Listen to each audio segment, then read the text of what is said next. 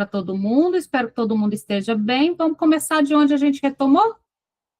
Bom, então só para quem chegou agora, né, orientação aos navegantes, a gente resolveu fazer um percurso durante o ano de 2026, entrando nas estruturas clínicas, psicose, neurose, perversão, autismo, mas começamos para poder, então, finalmente entrar na diferença entre dentro das psicoses, vou começar pela psicose, tá?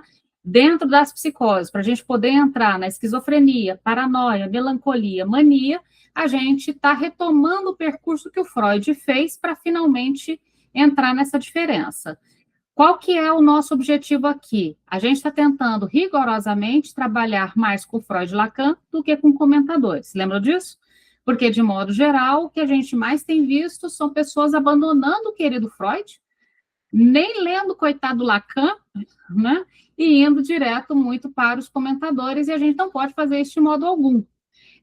Então, vez por outra, eu me deparo com algumas pessoas que fizeram ou estão fazendo formação em psicanálise e eu pergunto, mas qual texto do Lacan você leu? Não, nunca li diretamente nenhum texto do Lacan. Meu Deus, como assim? Não tem como. E psicanalista que não lê Freud, aí não tem como mesmo, né? Então, lembre-se que faz parte da tarefa do psicanalista ler a obra do Freud, ler a obra do Lacan. Né? A do Lacan, quem é lacaniano, né? A do Freud para todo mundo. A do Freud é tarefa comum a todos. Mas se aventurar nessa empreitada absolutamente necessário de ler os autores na base, entende? Não que os comentadores não são excelentes, mas como o próprio nome diz, são comentadores. A gente vai até eles para nos ajudar a reler o texto, a atualizar o texto para o nosso tempo e assim por diante, que é o que a gente está fazendo aqui, né? Então, nesse sentido, nesse percurso que a gente está fazendo, começando pelas psicoses, a gente voltou lá em 1894, num texto do Freud que chama As Psiconeuroses de Defesa, e é um texto que ele é de 1 ano antes da invenção da psicanálise. Estão lembrando disso? O Freud diz que a psicanálise nasceu junto com a Ana Freud em 1895. Em 1895 ele diz, tive 2 filhas. Então, esse texto, ele é um texto pré-psicanalítico, não só porque ele é antes de 1900, mas ele é um texto que aqui o Freud está começando a falar sobre, questionar sobre abandonar a catarse. E questionar sobre a hipnose, ele já está questionando, mas aqui ele está começando a falar sobre, inclusive, abandonar a catarse. Mas é interessante como é que em 1894 a gente já tem aqui um material muito importante para a gente poder pensar onde que o Freud vai chegar e onde o Lacan vai chegar. Aí eu quero lembrar vocês também que, dessa vez, a gente não vai primeiro no Freud, depois todo no Lacan. A gente vai no Freud e já aponta onde que o Lacan usa esse texto, tudo bem? Então, mas vamos começar pelo Freud como guia. Nessa lógica de pegar o Freud como guia, então só vamos atualizar. Até coloquei lá no Instagram hoje um breve apanhado desse texto, Psiconeurose de Defesa, que a gente termina hoje. Rosana, eu coloquei você como também, tá? Se por acaso precisar fechar o microfone de alguém. Eu coloquei lá o de Psiconeurose de Defesa, um breve resuminho lá no Instagram, não sei se vocês viram, no Instagram da Travessia e no meu, mas uma das coisas que é importante a gente colocar é para que serve esse ensaio. O próprio Freud coloca como subtítulo do ensaio, só recapitulando o que a gente conversou na quarta passada, e hoje a gente termina esse texto. O subtítulo do ensaio é uma teoria psicológica da histeria adquirida, de muitas fobias e obsessões e certas psicoses alucinatórias. Então, o próprio Freud está dizendo que qual é o objetivo dele com este ensaio? Ele quer entender qual a origem da histeria, da fobia e da neurose obsessiva e a distinção dessas com as psicoses alucinatórias. E isso nos interessa, porque a gente está justamente fazendo a mesma coisa. A gente está tentando entender qual a diferença entre neurose e psicose, e dentro da neurose e dentro da psicose, a diferença entre os tipos clínicos, né? Então, veja, esse texto de 1894, um ano antes do nascimento da Hannah Freud e da psicanálise, ele é um texto de transição, E é um texto de transição importante porque aqui o Freud está fazendo a transição dele, do Freud neurologista para o Freud psicanalista. É importante a gente lembrar dessa transição. Só um parêntese da relação do Freud com a medicina, o que o Freud queria ser mesmo é pediatra, tá? Ele só não ousou. Tem um livro muito legal que chama Freud Pediatra, é de uma tese de, eu não sei agora se é uma dissertação de mestrado ou uma tese de doutorado, mas eu posso mandar para vocês no o PDF, é bem legal. Mas foi publicado pela Blöcher também, mas tem o trabalho acadêmico. Que é esse Freud pediatra, né? O sonho do Freud era ser pediatra, não à toa o infantil é importante em toda a obra do Freud. Vocês já perceberam, o inconsciente infantil, o infantil é fundamental, o infantil em Freud. Mas ele acabou sendo neurologista e tem uma carta que ele escreve para a esposa dele, na época que eles ainda eram noivos, dizendo que ele queria ser pediatra, mas devido à urgência de se casar e assumir as responsabilidades como marido, ele se tornaria neurologista. Mas o primeiro texto do Freud é de neuropediatria, olha que interessante. Ou seja, ele nunca abandonou completamente essa questão da pediatria. Mas veja, nesse ponto, 1894, ele é um ponto muito importante, porque o Freud está fazendo uma certa transição de explicações mais orgânicas, mais biológicas, para explicações mais psíquicas. Se vocês estiveram aqui na quarta passada, vocês vão se lembrar dessa, que é justamente essa questão da defesa do eu. Defesa do eu já não é biológico mais, já não é tão orgânico mais, estamos falando de psíquico. Então, nesse texto, e por isso esse texto é tão importante para pensar na neurose e na psicose, ele começa a se afastar dessas explicações orgânicas para começar a pensar uma teoria do conflito psíquico baseado numa defesa do eu. Tudo bem? É importante a gente lembrar também que esse texto ele é anterior à formalização do inconsciente que vai aparecer na interpretação dos sonhos. Aquela teoria do inconsciente que aparece na interpretação dos sonhos de 1900 vai começar a aparecer de um modo mais desenhado no próximo ano, 1895. Só que nesse texto de 1894, ele já antecipa alguns conceitos fundamentais, como recalque, sobre psiquismo, divisão do eu, sobre o destino da excitação. Aqui ainda não tem a palavra pulsão, o conceito de pulsão é posterior, tá?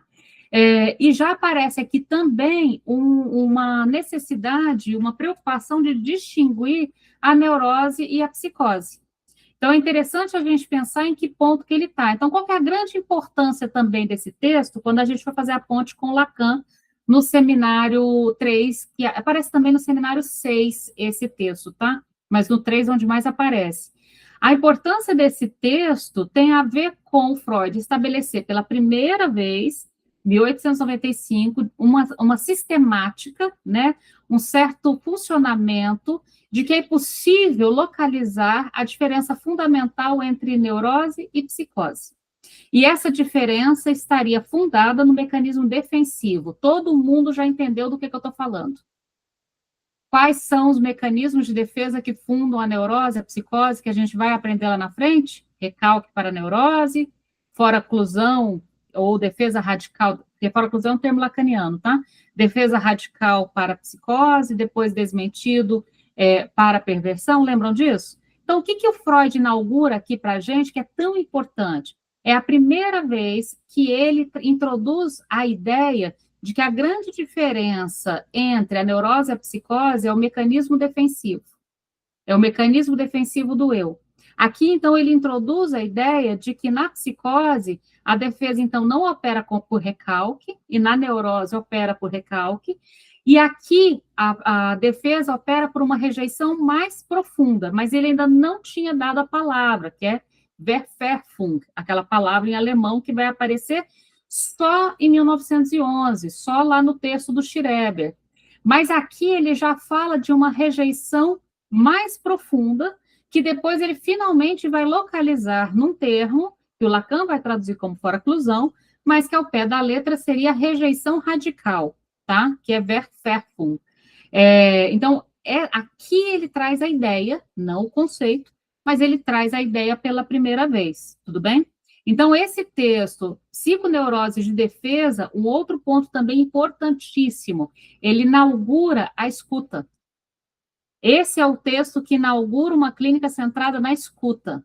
E é o texto um ano antes da inauguração da psicanálise. Na escuta e na reconstrução do conflito psíquico. Então, começa aqui a deslocar o lugar do analista como quem observa, para o lugar do analista para quem escuta. E o lugar do analisando para aquele que fala. E o lugar do analista para aquele que reconstrói o texto que vai ser oferecido pelo analisando, mas não introduz um texto novo. Essa concepção surge a partir deste texto também. Consegui convencer vocês que esse texto é importante ou está muito estranho ainda voltar? Eu recebi umas mensagens no Instagram, falando assim, por que você está indo num texto pré-psicanalítico tão antigo? Eu recebi algumas, aí eu estou respondendo. Então, por que eu estou indo ali? Porque a psicanálise, ela tem origem, entende?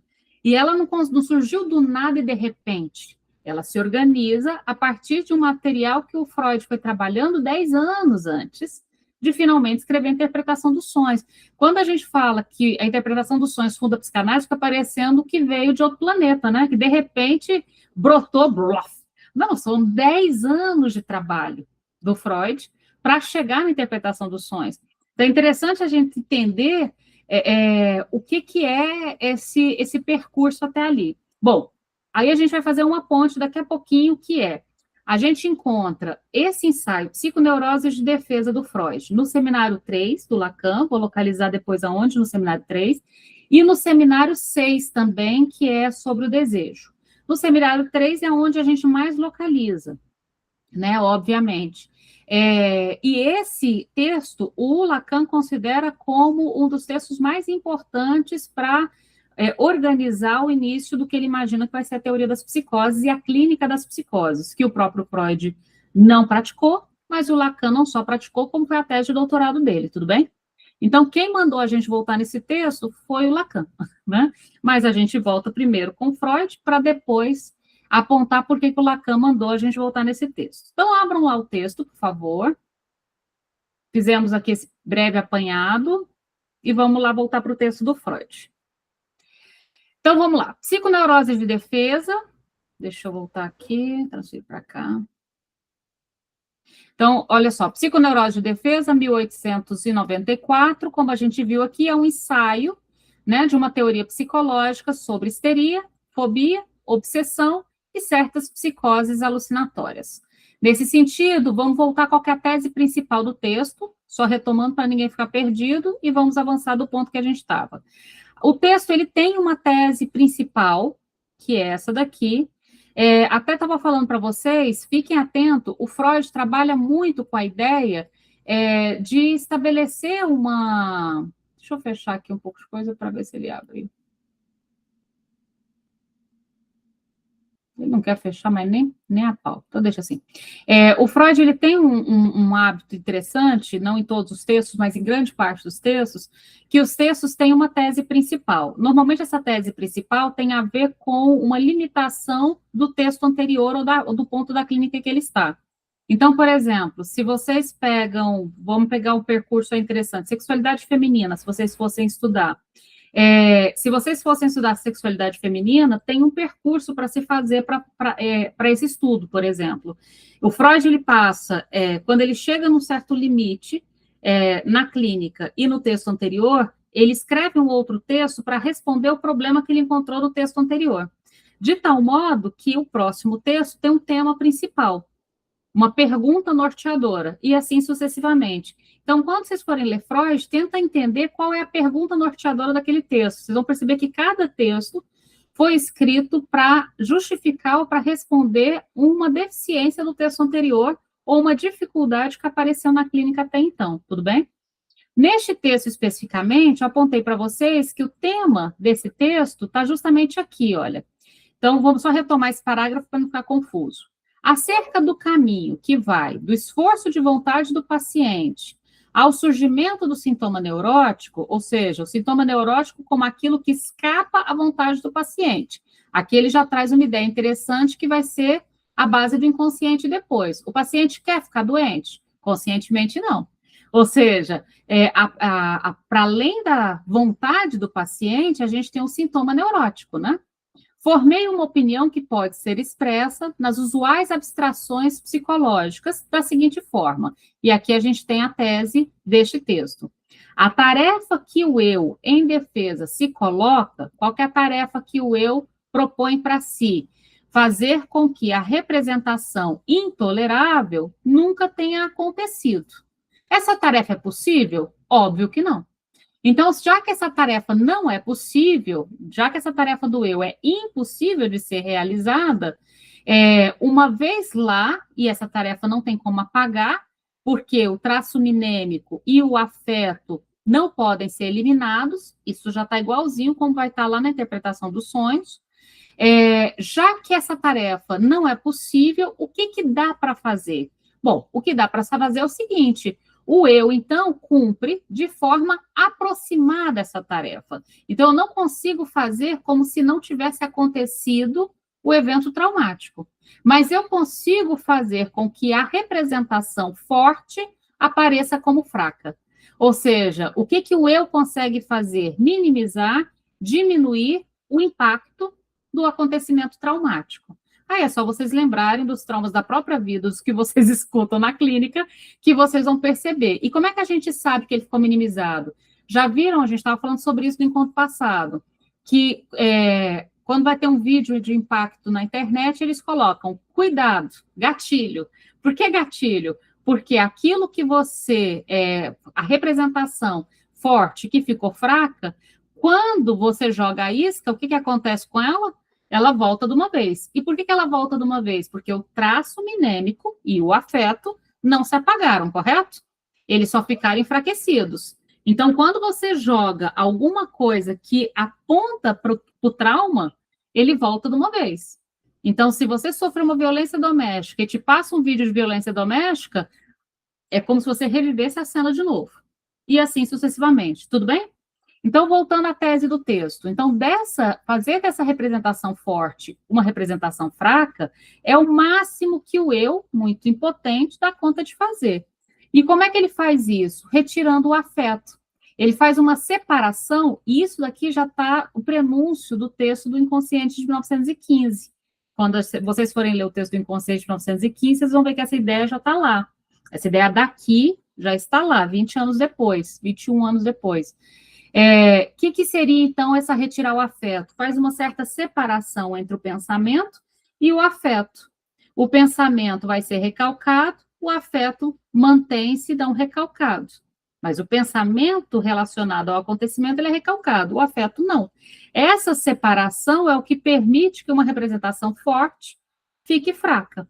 A representação fraca, então, praticamente não terá exigências a fazer ao trabalho associativo, mas a soma de excitação que dela foi separada, entenderam por que separada?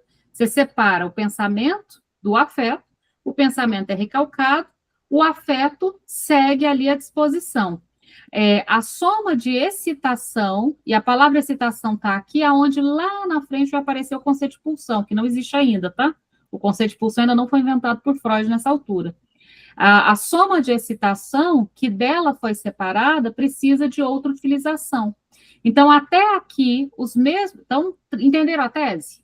Então, a tese dele é essa. Agora, qual que vai ser a diferença, então, entre a histeria, a fobia, a neurose obsessiva e depois a psicose? A diferença vai ser aonde essa excitação vai parar, aonde ela vai aparecer. E aí eu passo para você, Verônica, só um minutinho. Então, veja, até aqui, os mesmos processos da histeria e da fobia e das obsessões são iguais, tudo bem? Então, até esse ponto, não tem distinção entre histeria, neurose obsessiva ou fobia. As três têm o mesmo mecanismo defensivo do eu. A representação forte fica fraca pela separação do pensamento e dos afetos. Tudo bem? Essa parte não há distinção. Então, até aqui são os mesmos processos para a histeria, para a fobia e para a obsessão. A partir de agora, os caminhos se divergem. Opa, esse é o tema de 2026. A gente quer saber a diferença entre histeria, neurose obsessiva, fobia. Na histeria, e aqui tem uma distinção legal, olha, Na histeria, a representação intolerável é tornada inofensiva pela sua soma de excitação em encontrar o corpo, algo somático. Por isso, a gente chama a histeria de conversão. Aqui nenhuma dúvida, né? Ah, tá joia, Verônica, tranquilo. Tinha apertado a mãozinha sem querer. Então, olha só, olha que ideia interessante. Qual que é a característica da histeria? Tem, então, uma soma de excitação sobrando. Ela precisa ir para algum lugar. Para onde que ela vai por excelência para a histeria? Para o corpo. Por isso, inclusive, a gente fala que a histeria, ela tem uma manifestação sintomática de conversão somática. Tudo bem? Matheus? Fiquei com uma dúvida agora, não sei nem se cabe, mas quando você fala da separação que acontece, e aí fica pensamento e afeto, pensamento eu posso entender como tudo aquilo que é simbolizável e afeto aquilo que foge, que escapa à linguagem? Pode, porque o inconsciente é estruturado como linguagem. Isso mesmo, Matheus. Se o inconsciente é estruturado como linguagem, o que vai ser recalcado e que estrutura esse material inconsciente é linguagem. O afeto, ele é de outra ordem, né? Então, ele fica do lado de fora nessa separação. Mas a separação é interessante porque é um recurso interessante para que a gente consiga, inclusive, sobreviver aos traumas, né?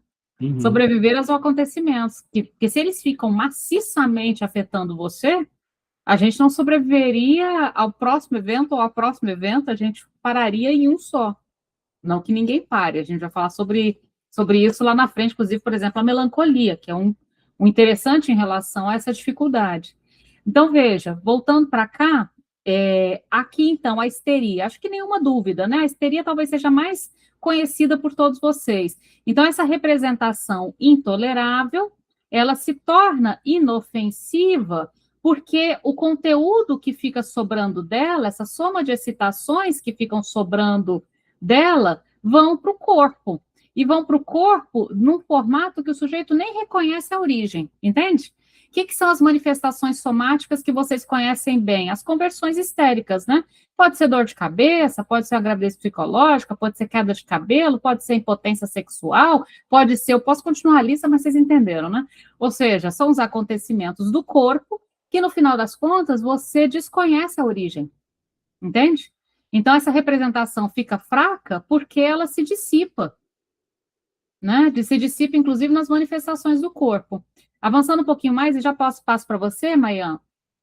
Então, veja, agora vamos perceber como é que acontece nos outros casos, só para terminar aqui a histeria também. Então, portanto, o traço minêmico da representação reprimida ou recalcada, né, não desapareceu, passando a formar o âmago do segundo grupo psíquico. Tendo se formado num momento traumático, está claro aí a importância do trauma, né? O trauma como aquilo que forma esse segundo grupo psíquico, esse núcleo de uma cisão, de uma divisão histérica, cresce em outros momentos, que podemos chamar de traumáticos de maneira auxiliar. Sempre que uma nova impressão desse mesmo tipo rompe a barreira erguida pela vontade, produz um novo afeto. A gente já falou sobre isso no encontro passado, tudo bem? Ou seja, quando, então, lembra do gatilho? Quando alguma coisa que remete ao momento traumático aparece, ele rompe a barreira e faz reviver aquele evento traumático anterior, né? Dá notícias daquilo que foi, de algum modo, tornado fraco, volta para uma manifestação mais forte. Então, a excitação empurrada para o caminho errado, a inervação somática, retorna eventualmente à representação da qual foi desprendida e obriga, então, a pessoa a elaborar de forma associativa ou eliminar por ataques histéricos. Olha que interessante. Então, diante desse acontecimento que me faz reviver o acontecimento traumático, tem duas saídas. A crise histérica, ou seja, dobra a aposta para tamponar o problema. Todo mundo já viu um ataque histérico. Ou faz alguma elaboração. A gente parte do pressuposto de que aqui seria um sujeito em análise e aqui seria um sujeito fora da análise. Na análise, ele vai ser convidado a elaborar de forma associativa isso que desprendeu. fora da análise, ele não vai encontrar outro caminho a não ser eliminar a partir de ataques histéricos cada vez mais potentes. E a gente tem um quadro, então, que vai ficando cada vez mais grave. Tudo bem? Mailan? Boa noite, pessoal. Boa noite, Boa Renata. noite. Me tire uma dúvida para mim, por favor. Quando a gente fala da transformação da representação forte em uma representação fraca, a gente pode dizer, porque assim, eu já ouvi que o trauma, o evento causador do trauma, não precisa ser um evento muito grande, que às vezes um olhar pode traumatizar. Então, essa questão de transformar essa representação forte em fraca, é por essa razão que um evento... Nossa, mas isso te traumatizou? Né? Uma coisa tão boba. Pode ser por isso? Ou não tem nada a ver? É interessante você observar isso. Ótima pergunta, obrigado por ter feito. Porque, veja, às vezes as pessoas pensam que a coisa traumática ela tem que ser assim: você foi sequestrado, colocado no porta-malas por 3 dias, mas jogado no meio da floresta e sobreviveu. Não, pode ser menos que isso, pode ser um olhar. Inclusive, pegando esse do olhar, tem um caso clínico que eu gosto muito, de uma psicanalista lá da Bahia. O caso é bem simples, é uma menina que tem um quadro de anorexia gravíssimo, está pesando 30 e poucos quilos, acaba sendo internada por esse peso, e aí a psicanalista escutando, de repente a menina volta para tal de uma cena que no final das contas fica se tornando aí a cena traumática. Olha que cena aparentemente banal. Um dia a menina foi sair de casa, ela estava ali com o seu, sei lá, 13, 14, eu não me lembro exatamente a idade da menina, mas adolescentezinha, né? Foi sair de casa e colocou ali uma sainha, uma blusinha, uma roupinha toda ajeitadinha para sair, feliz da vida, que estava arrasando. Quando ela passa pela sala, o pai intercepta, né? Intercepta ali e diz: olha, agora você vai falar assim, o pai fez algo consciente que estava fazendo? Não, o pai não fez, da perspectiva dele, nada. O pai olha e diz: minha filha, você não acha que essa roupinha tá um pouquinho pequenininha e justinha e curtinha, um monte de inha para você? Ou seja, o pai, talvez tentando meigamente dizer não saia com essa roupa, oferece um monte de diminutivos. Como que a menina escuta? Esse caso clínico é muito legal. Como que a menina escuta esses diminutivos? Você está enorme, você está gorda, você está maior do que você cabe nessa roupa. Como, em 1000 anos, esse pai imaginar que o diminutivo dele seria escutado como um aumentativo? Alguém faria esse cálculo? Veja, essa foi a cena traumática. A partir daí, a menina não só não saiu, não é que ela voltou para o quarto, trocou de roupa, não, ela não saiu e parou de comer. E entra, então, num quadro anoréxico, e o ponto inaugural, a partir das falas da análise, é essa cena. Agora, de novo, o pai não fez nada de errado. Em que lugar alguém imaginar que um diminutivo se tornaria um aumentativo e a sainha se tornaria, na cabeça dela, gordura? Esse cálculo, aí que vem a complicação do humano. Não tem como a gente calcular, prever ou prevenir o trauma. Claro também que a gente não precisa sacanear geral, de novo, ninguém precisa ser sequestrado num porta-malas, jogado no meio do mato, é óbvio, mas de modo geral, na vida, é impossível prevenir o trauma. Eu estou dizendo isso porque na clínica com crianças, os pais estão tentando prevenir o trauma tanto, que estão gerando sociopatas. Aquela história do cão orelha, que é horrorosa, não é uma história isolada. Só fazendo um parênteses rápido, prometo não gastar o tempo aí. Não é uma história isolada. Veja, alguém que não pode traumatizar, não pode ser frustrado, não pode ser castrado, não pode ser privado, nenhum não é oferecido, o que resta? O que barra? O que impede?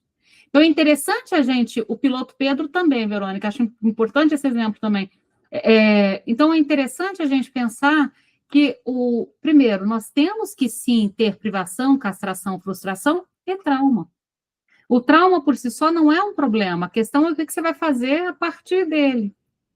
Mas você faz uma observação importante. O trauma não é, por excelência, algo grandioso. Pode ser um olhar, pode ser um pequenininho, pode ser uma fala.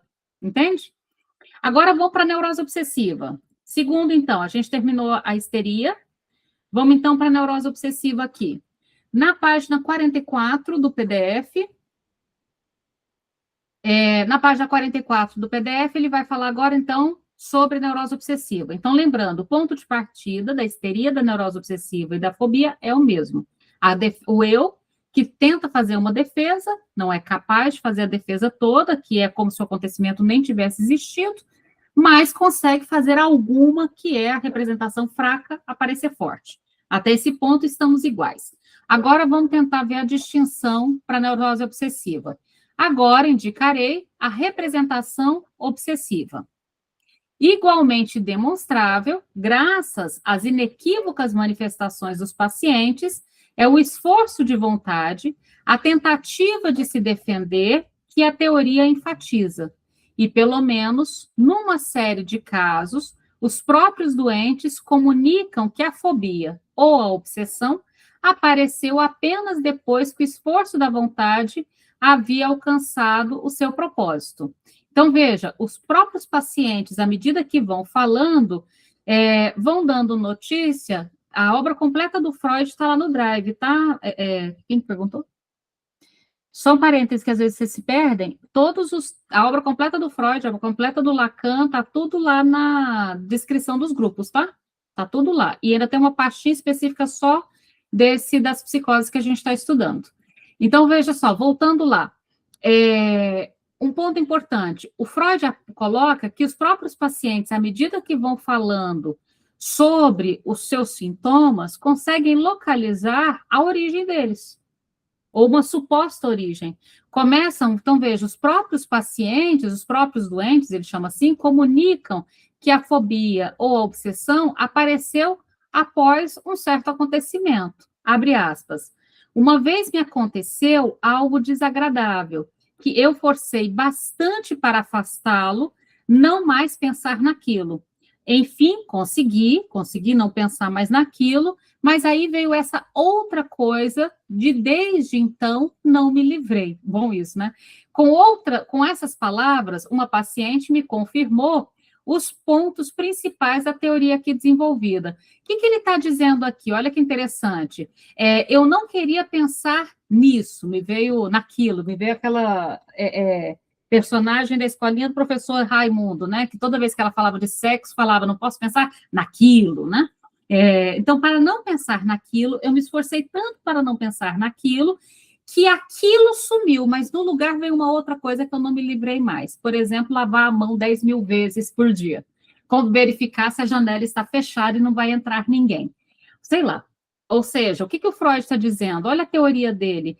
Há um esforço enorme para se livrar de um pensamento, mas o preço de se livrar de pensamento é que outra coisa da qual eu não consigo me livrar toma conta. Essa seria, então, a base teórica do que ele vai desenvolver depois na neurose obsessiva. Seguindo, então, entre o esforço de vontade, estamos aqui, ó, entre o esforço de vontade da paciente, de não pensar mais naquilo, por exemplo, algo sexual, que consegue reprimir ou recalcar, né, a representação sexual inaceitável, e a emergência da representação obsessiva, que é essa outra coisa que vem no lugar daquilo que eu não posso pensar. Eu não posso pensar naquilo, mas vem outra coisa no lugar. Quer ver uma bem conhecida? Eu brinquei com sexo, mas você pode colocar no lugar do sexo morte, por que não? Para não pensar na morte, vem outra coisa no lugar. Se eu não verificar se a porta está fechada 50 vezes, alguém na minha família vai morrer. Se eu não... Deu para entender? Uma outra coisa que eu não consigo cessar vem no lugar daquela que eu quero interromper. Então, continuando então, a emergência da representação obsessiva, que pouco intensa em si, agora é dotada de um afeto incompreensivelmente forte. Abre-se um hiato, um buraco, um espaço, que a teoria aqui desenvolvida busca preencher. A separação da representação sexual do seu afeto e a vinculação deste último, do afeto, a outra representação, apta, mas não intolerável, são processos que ocorrem sem consciência, ou seja, ele não inventa de propósito, para não pensar nisso, eu vou lavar a mão. Acontece e eu não consigo mais abandonar esse sintoma. Então, são processos que ocorrem sem a consciência ou a vontade da pessoa, que podemos supor, mas não demonstrar por uma análise clínico-psicológica.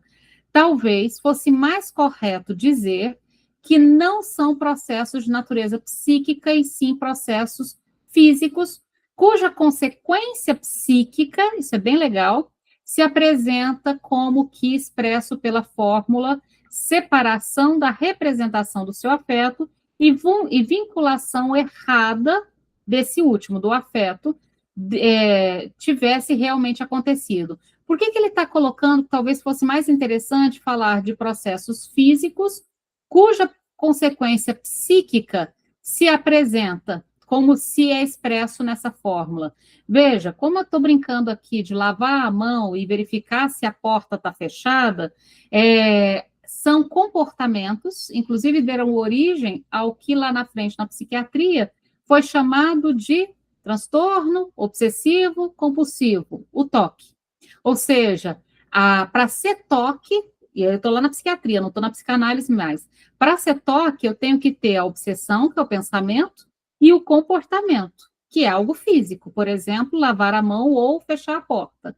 É como se ele estivesse dizendo, são processos físicos, comportamento, que têm consequências psíquicas, que deparam, inclusive, no afeto e no pensamento, e nesse sofrimento e nesse mal-estar. Tudo bem? Débora?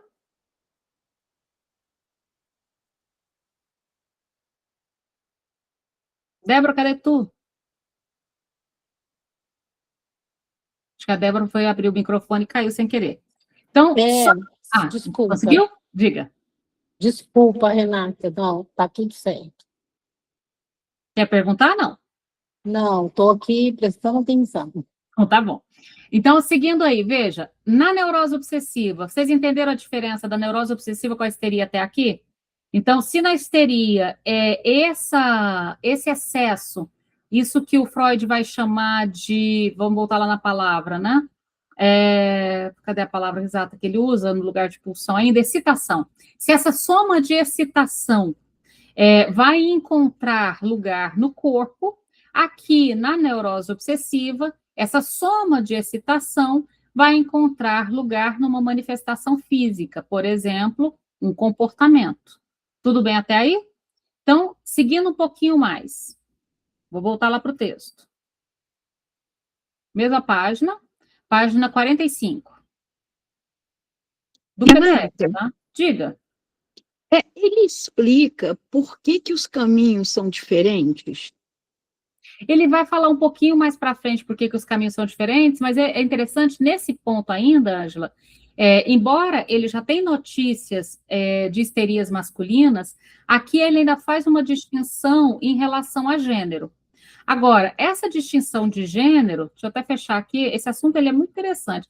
Essa distinção de gênero, ela vai aparecer em 1927, 24, posso estar errando, 20 alguma coisa, agora esqueci a data exata.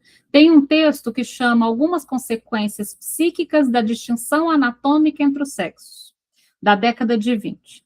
Nesse texto do Freud, Ângela, ele retoma essa questão da relação entre gênero e psiquismo, ou seja, quais as consequências psíquicas de ser castrada e de ser ameaçado de castração. Quais são as consequências psíquicas, né, dessa distinção, que inclusive tem uma marca na cultura, obviamente, né? Não é uma distinção orgânica, pênis-vagina, mas como que a cultura lê este corpo e quais as consequências psíquicas desse. Esse texto é um texto que eu gosto muito. Neste texto, ele faz uma relação interessante sobre a saída pela via da histeria, para a maior parte das mulheres, e a saída pela via da neurose obsessiva para a maior parte dos homens. E ele coloca ali, e isso teria uma relação com a castração, naquele ponto. Isso eu já estou 30 anos depois desse texto. Nessa relação com a castração, veja, se, Ângela, no caso do corpo feminino, você lida com uma castração que aconteceu, há, então, um certo prejuízo. E quem é que vai pagar essa conta, Ângela? Desse prejuízo que te aconteceu só por você ter nascido. Então, Freud vai apontar de uma certa posição de quem cobra de um outro o prejuízo de que eu não pude me livrar. No caso da neurose obsessiva, aí pensando em relação à castração, Freud vai fazer, eu estou simplificando, é mais interessante que isso. Ele vai fazer uma outra leitura também ligando com a castração, que é interessante pensar.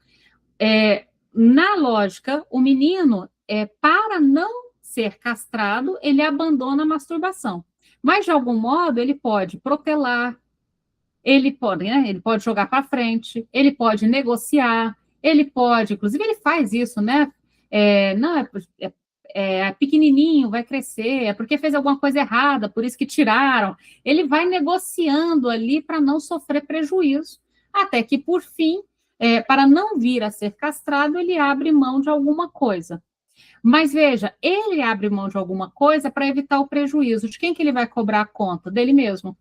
E aí tem uma lógica interessante de que na histeria, então, ficaria uma posição subjetiva de cobrar a própria insatisfação a um outro, e na neurose obsessiva, de cobrar a própria insatisfação a si mesmo. Percebe que tem uma coisa interessante com o acontecimento do corpo? Agora, o Freud ele começa a desenvolver isso daqui aqui, mas ele vai dando notícias disso mais para frente. Mas antes de voltar para as perguntas, vou até colocar aqui, Ângela, que eu acho que essa próximo trechinho aqui na 45 responde um pouco também. Olha só, aqui na página 45, quando ele fala assim, olha, até onde eu pude compreender os casos desse tipo, trata-se de uma ininterrupta defesa contra as representações sexuais.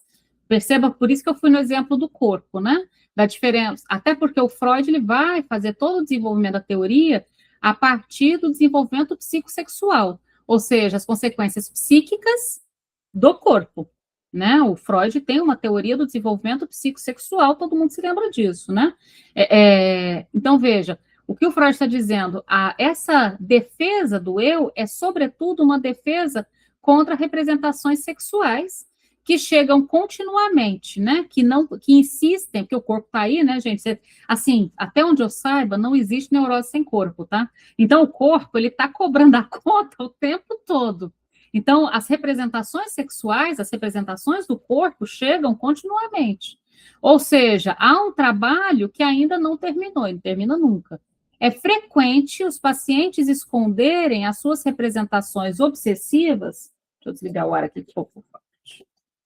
É frequente os pacientes esconderem suas representações obsessivas ao terem ciências de sua origem sexual. Ou seja, quando eles têm notícias de que lava a mão porque masturbação, começa a ficar com vergonha de lavar a mão, começa a lavar a mão escondida, começa a ficar tentando não lavar a mão para não fazer uma relação com aquela origem sexual. Então, os pacientes escondem as suas representações obsessivas quando se dão conta da origem sexual. Quando se queixam dessas representações obsessivas, geralmente exprimem surpresa por estarem sujeitos ao afeto em questão, por se angustiarem, terem certos impulsos, etc. Para o médico experiente, no entanto, esse afeto é justificado e compreensível, apenas lhe chama a atenção o fato de se vincular a uma representação que não é adequada. O afeto da representação obsessiva lhe parece, em outras palavras, deslocado ou transposto. Isso é bem interessante. E, tendo aceitado as observações aqui feitas, ele pode tentar, numa série de casos de representação obsessiva, a tradução de volta para o âmbito sexual. E aí a gente fecha igual da histeria. Então, veja, na histeria, quando, então, o sujeito se depara com a representação histérica, temos duas opções: elaborar ou uma crise histérica ainda maior. Na neurose obsessiva, quando o sujeito se depara com um sintoma obsessivo, ele vai ter que tomar uma decisão, não é?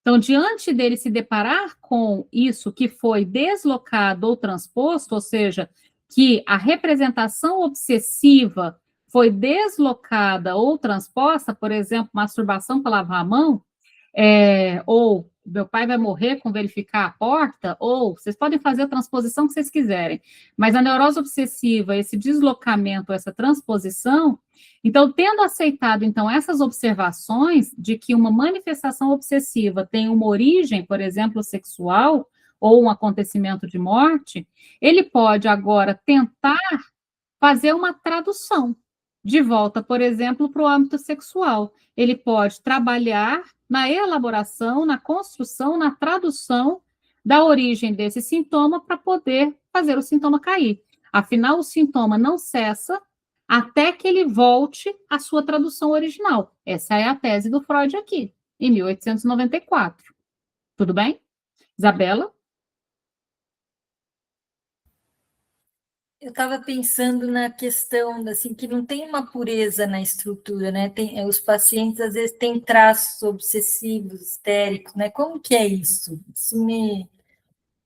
Então, isso é importante. Você não passa de uma estrutura a outra. Por exemplo, de psicose para neurose, de neurose para perversão, de perversão para autismo, você não passa de uma estrutura a outra.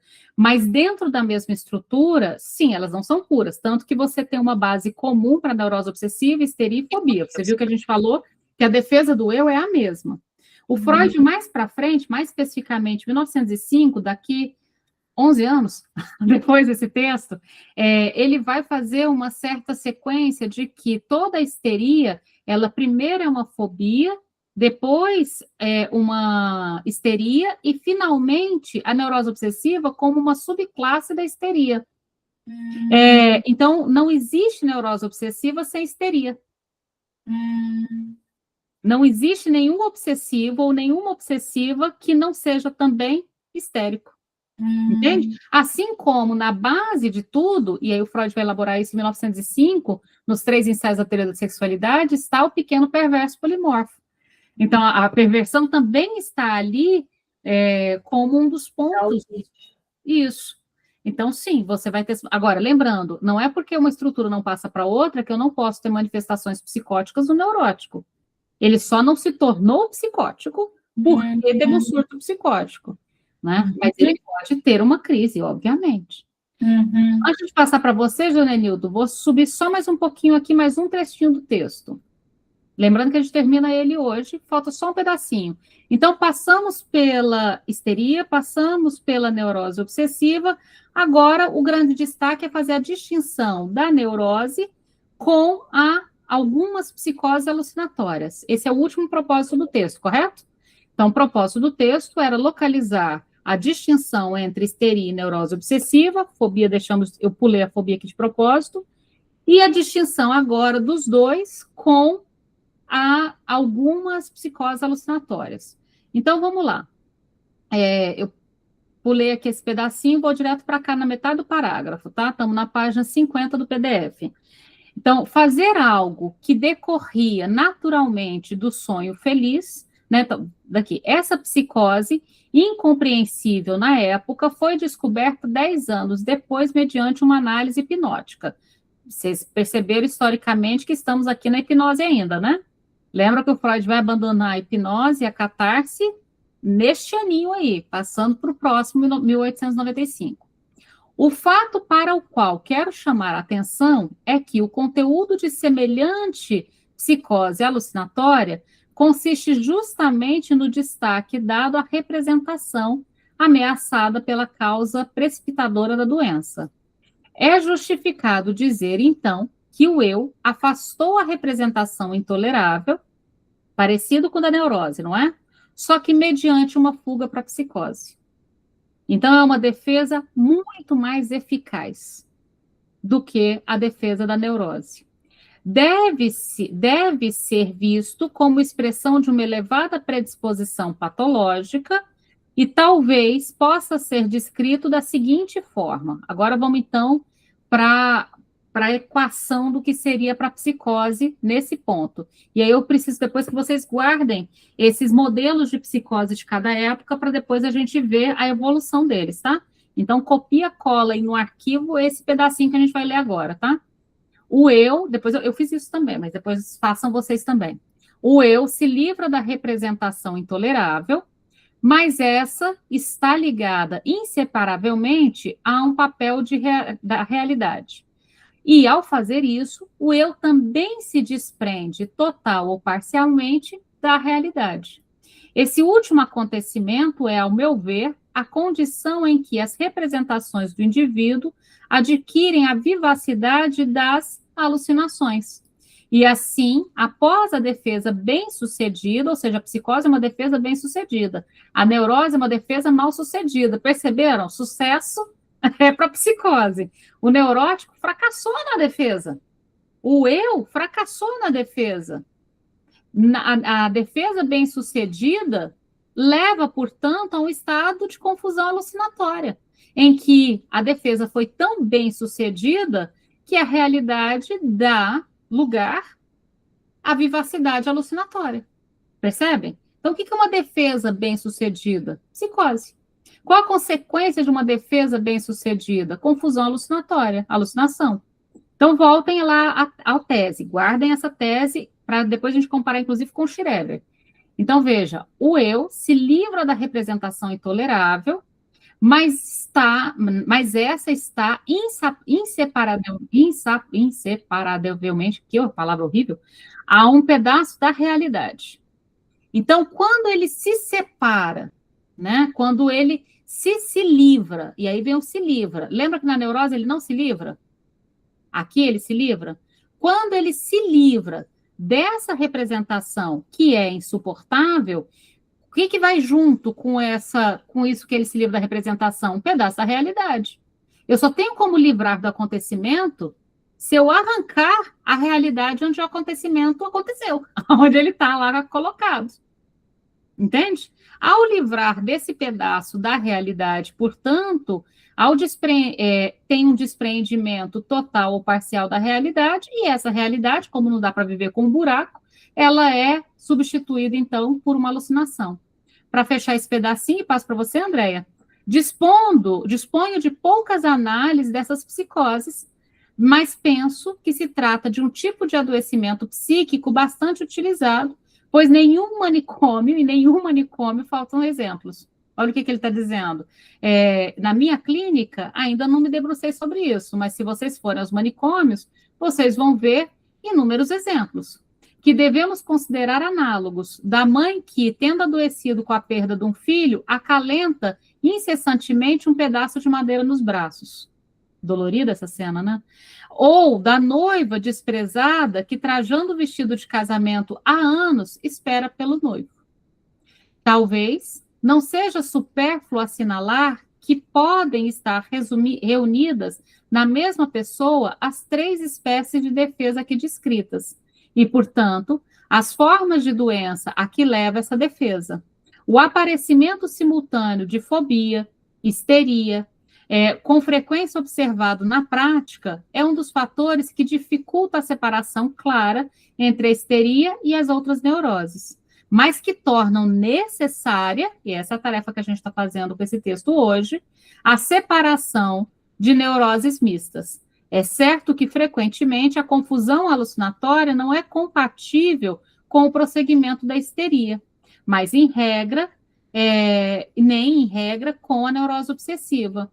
Por outro lado, não é raro uma psicose de defesa atravessar episodicamente um curso de neurose de histeria ou mista. Ou seja, se a gente pegar o próprio caso de Schreber, que a gente vai estudar em 1911, daqui 12 anos depois desse texto, quando a gente pega o caso de Schreber, você se lembra que ele só teve o surto lá para os 30 e tantos anos, quase 40? Ou seja, ele viveu um bom pedaço da vida num percurso que apontavam para um funcionamento neurótico. Então, como é que a gente entende, e aqui é só a pergunta, por enquanto ele não tem a resposta, como é que a gente entende que uma psicose de defesa atravessa um percurso aparentemente dentro da neurose até desencadear numa psicose? Como é que a gente entende isso ao longo de uma vida toda? Por enquanto estamos na pergunta, porque estamos no primeiro texto. Andréia? A gente poderia dizer, então, que na neurose, né, fica assim um resto de onde volta tanto o pensamento quanto o afeto. E na psicose tem um total afastamento, seja do pensamento e seja do afeto, e não tem resto nenhum aí que volta. E porque no lugar, pode sim, pode sim. E essa coisa do resto, ela é importante até no funcionamento da clínica, né? Você lembra lá naquele texto do Freud de 26, né? 1926, que faz 100 anos agora, inibição, sintoma e angústia, ele vai falar, um dos objetivos da clínica da neurose é que o sujeito tope vir para análise para ceder um pouco do seu sintoma, mas não todo, fica um resto. É necessário inventar alguma coisa com esse resto. Resto é uma coisa importante na clínica. A neurose, de fato, como a defesa do eu é ineficaz, isso não é notícia ruim, é notícia boa, fica sempre um resto. Quais são os restos? Ele fala de 2 nesse texto, traços minêmicos e afeto. São justamente esses restos, o traço minêmico e o afeto, né, o traço do trauma e o afeto relativo ao trauma, que faz com que esse conteúdo retorne. E por isso a gente pode interpretar. Aí, Andréia, por que a gente não pode interpretar a psicose? Porque não tem resto, não tem traço, não tem recalque. Que diabo que eu vou interpretar na psicose, não é mesmo? Entende? Então, na psicose, por que a gente não interpreta? Porque não tem conteúdo escondido. Não tem conteúdo recalcado, né? Na neurose, a gente interpreta por 2 motivos. Um, porque a gente supõe que tem um conteúdo recalcado. 2, porque tem um trilheiro para a gente seguir, né? Igual as bolinhas ali de pão que João e Maria deixaram na floresta. Tem alguma coisa para a gente seguir, que são os traços minêmicos e o afeto, que ficaram do lado de fora do recalque. Na psicose, como a defesa foi bem feita, foi bem sucedida, eu não tenho os 2 elementos para interpretar. Eu não tenho um conteúdo recalcado e eu não tenho um trilheirinho para seguir. Eu não tenho os traços minêmicos ou o afeto para seguir. Então, quando eu tento interpretar na psicose, eu estou inventando um conteúdo e não procurando alguma coisa, o que faz com que o paciente te coloque, Andréia, no lugar de perseguidor, por exemplo. Entende? Então, nesse sentido, se eu não posso interpretar, o que eu faço na psicose? O Lacan vai trabalhar no seminário 3, que é o que a gente vai fazer a ponte no próximo encontro, com um capítulo que chama Secretariar o Alienado. O que é esse secretariar o alienado? Ao invés de você procurar metáforas que já existem, porque elas não existem, você vai construir na clínica metáforas que fazem suplência. Ou seja, construir um texto que tenha a possibilidade de fazer a suplência à vivacidade alucinatória, para que o sujeito possa, por exemplo, não organizar a vida em torno dessa vivacidade alucinatória que o desorganiza. É possível colocar uma metáfora, e a gente vai tentar entender que metáfora é essa, que faça uma certa suplência, aquele pedaço de realidade que foi retirado, e que está tamponado pela alucinação, ou mais para frente a gente vai ver pelo delírio, porque por enquanto ele não chegou na paranoia. Aqui ele ainda está nas experiências alucinatórias que estão mais próximas da esquizofrenia, né? Tanto que ele vai falar na próxima carta sobre demência precoce, que é a esquizofrenia, né? E a paranoia vai vir um pouquinho mais para frente. Por isso a clínica é tão diferente, o manejo é completamente diferente. Para a gente fechar,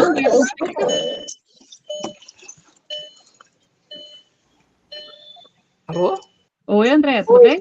Pronto. Então, assim, o delírio não é uma forma de retorno aí, no caso da psicose? Não, o delírio não é uma forma exatamente de retorno, porque assim, o retorno é o retorno do recalcado. Na psicose, a gente tem o foracluído, então não tem muito o que retornar. O delírio, no final das contas, ele é uma consequência do que foi foracluído. Entende? Então, não tem como ser retorno porque ele está fora, porque retorno tem que estar dentro, né? Entende? Mas vamos tentar entender, lembrando, foraclusão é um conceito lacaniano. No Freud é rejeição radical, recusa radical ou defesa radical, tá? Essa palavra que o Lacan dá depois, que é muito legal, é lacaniana, não é freudiana. Vamos tentar entender, então, essa diferença dos dois. Então, lembrando, no próximo encontro, agora a gente vai para os rascunhos, que estão nas cartas do Fliss, que já estão lá na pastinha. Lembra que eu falei para vocês de 4 rascunhos? Se tiverem dúvidas, lá no Instagram eu coloquei a sequência ali dos rascunhos, mas eu mando de volta para vocês lá, tá bom? Que é o H, o J, agora até eu esqueci a sequência dos rascunhos, mas são 4, bem curtinhos, tá bom? São os 4 rascunhos que a gente vai dar conta, então, na próxima quarta-feira. Certo? Jerry, você guarda a sua pergunta para quarta-feira? Eu só ia falar para você incluir a fobia.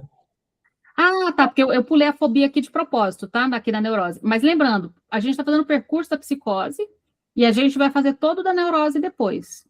Tudo bem? Mas eu falo rapidamente, então, da distinção da histeria e da fobia aqui em 94. A gente volta nesse ponto. Beijo, até quarta-feira. Bom descanso para todo mundo. Tchau, tchau. Obrigada. Obrigada, Ana. Leia os rascunhos, tá? Leia os rascunhos. Beijo, beijo. Tchau. Tchau. Tchau, tchau. Obrigada. Beijo. Tchau, tchau. Tchau, tchau.